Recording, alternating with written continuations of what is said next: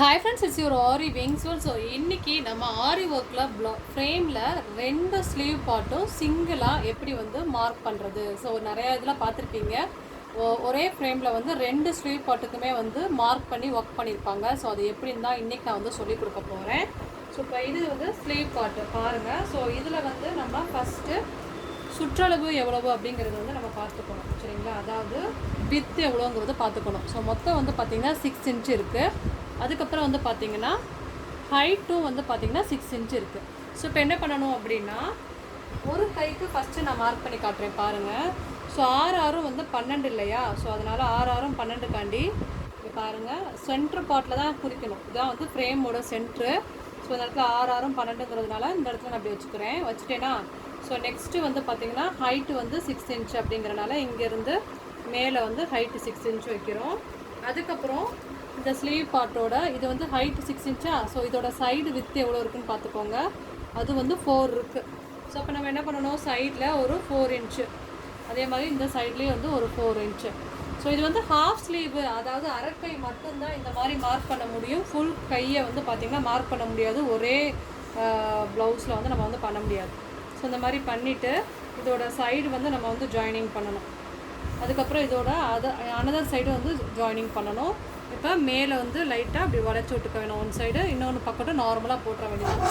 So இது வந்து ஒரு ஸ்லீவ்க்கு வந்து நான் மார்க் பண்ணிட்டேன்னா, இப்போ இதே ஸ்லீவ் மாதிரி இப்போ நம்ம இங்கிட்டு வந்து நம்ம வந்து மார்க் பண்ண போகிறோம். ஸோ அதுக்கு என்ன பண்ணலாம்னா, இந்த மாதிரி சென்டரில் வந்து கொஞ்சோண்டு கேப் விட்டுக்கோங்க. எப்பயும் போல் 12 இன்ச்சுக்கு இந்த மாதிரி 12 இன்ச்சுக்கு வந்து வச்சுக்கோங்க. அதுக்கப்புறம் ஹைட் வந்து எவ்வளோ, 6 இன்ச்சு கொடுத்துருக்காங்க இல்லையா? ஹைட் வந்து 6 இன்ச்சு. அதே மாதிரி சைடில் வந்து 4 இன்ச்சு. அதே மாதிரி அந்த சைட்லேயும் வந்து பார்த்திங்கன்னா ஒரு 4 இன்ச்சு, அவ்வளோதான். ஸோ இப்போ நம்ம என்ன பண்ண போகிறோம், கண்டிப்பாக சென்டரில் இந்த அளவுக்கு நம்ம கோடு விட்டால் தான் அவங்களால இந்த டிசைனை வந்து கட் பண்ணி திருப்பி அடிக்க முடியும். இல்லைன்னா வந்து ஸ்டிச்சிங் பண்ணுறதுக்கு ரொம்ப கஷ்டமாக இருக்கும். அதனால் சென்டரில் மட்டும் கண்டிப்பாக வந்து கோடு விட்டுருங்க. நீங்கள் வந்து பொதுவாகவே 2 ஸ்லீவ் வந்து இதில் ஒர்க் பண்ணோம் அப்படின்னா ஒரு 5.5 இன்ச்சு இல்லைனா 6 இன்ச்சு வரைக்கும் தான் வந்து நம்மளால் ஒர்க் பண்ண முடியும். சின்ன கையாக இருந்தால் டக்குன்னு நம்ம இதில் வந்து நம்ம ஒரே இதில் வந்து ரெண்டுமே வந்து நம்ம மார்க் பண்ணி பண்ணிடலாம். பெரிய கை 3/4 இதெல்லாம் வந்து கண்டிப்பாக வந்து பண்ண முடியாது. அதே நான் சொல்லிடுறேன். ஸோ அதாவது 3/4 ஸ்லீவ் அப்படின்னா வந்து நம்ம அதில் இன்னொரு முக்கியமான விஷயம். ஸோ இந்த சைடு வந்து நமக்கு கர்வ் இருக்குது அப்படின்னா அடுத்த ஸ்லீவில் வந்து இந்த மாதிரி இந்த சைடு தான் வந்து கர்வ் இருக்கும். ஸோ இந்த டைரெக்ஷன் மட்டும் பார்த்துக்கோங்க. இந்த சைடு கிராஸ் இருந்துச்சுன்னா அடுத்த ஸ்லீவுக்கு வந்து வளைவு இந்த பக்கம் இருக்கும் அப்படிங்கிற மாதிரி வந்து பார்த்துக்கோங்க.